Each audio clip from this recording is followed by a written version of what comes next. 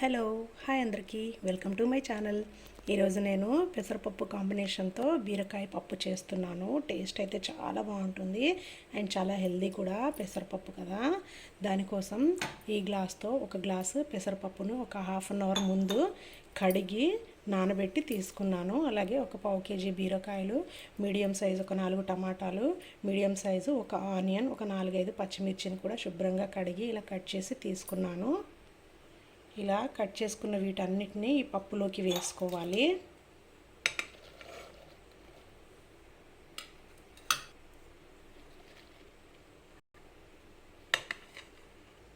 అలాగే ఒక పావు టీ స్పూన్ వరకు పసుపును కూడా వేసుకోవాలి.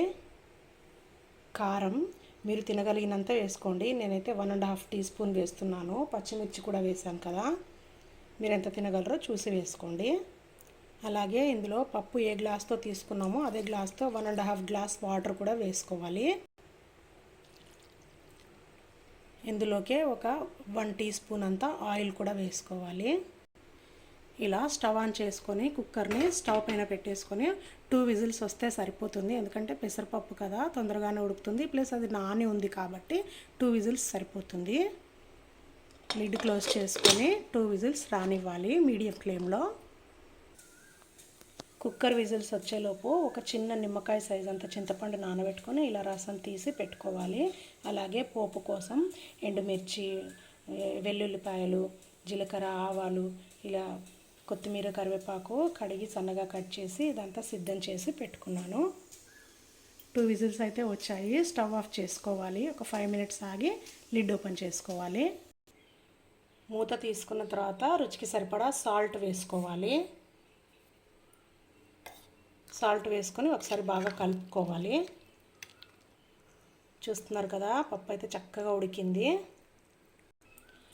పప్పు బాగా గట్టిగా ఉంటే వాటర్ వేసుకొని ఉప్పు కారం అడ్జస్ట్ చేసుకోండి.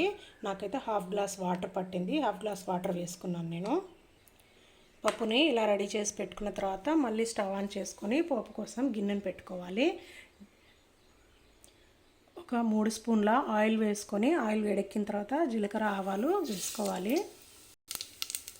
ఎండుమిర్చి వేసుకోవాలి.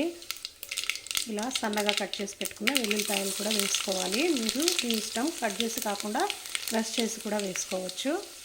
అలాగే ఒక పావు టీ స్పూన్ అంతా ఇంగువ కూడా వేసుకోవాలి. ఇది పూర్తిగా ఆప్షనల్, నచ్చితేనే వేసుకోండి. ఫ్లేవర్ నచ్చకపోతే స్కిప్ చేయండి. కొంచెం కరివేపాకు. పోపు అంతా బాగా వేగిన తర్వాత ఈ చింతపండు రసం వేసుకోవాలి. ఆల్రెడీ పప్పులో టమాటా వేసాం కదా, మళ్ళీ చింతపండు రసం ఎందుకు అని అనుకోవద్దు. చింతపండు రసం వేయటం వల్ల పప్పుకి మంచి టేస్ట్ వస్తుంది. ఈ రసం కాస్త మరగాలి. ఇలా చింతపండు రసం మరుగుతున్నప్పుడు పప్పుని వేసేసుకోవాలి. ఒకసారి బాగా కలుపుకోవాలి. ఇలా కలుపుకున్న తర్వాత ముందుగా కడిగి కట్ చేసి పెట్టుకున్న కరివేపాకు, కొత్తిమీరను కూడా వేసేసుకోవాలి. ఇవి కూడా వేసి మీడియం ఫ్లేమ్లో జస్ట్ ఒక పొంగు రానిచ్చేస్తే ఎంతో టేస్టీ అయిన పెసరపప్పు కాంబినేషన్ బీరకాయ పప్పు రెడీ. చాలా చాలా హెల్దీ అండ్ టేస్టీ అయిన ఈ పప్పుని మీరు కూడా ఖచ్చితంగా ట్రై చేయండి. మీకు ఎలా కుదిరిందో నాకు కామెంట్స్లో తెలియజేయండి.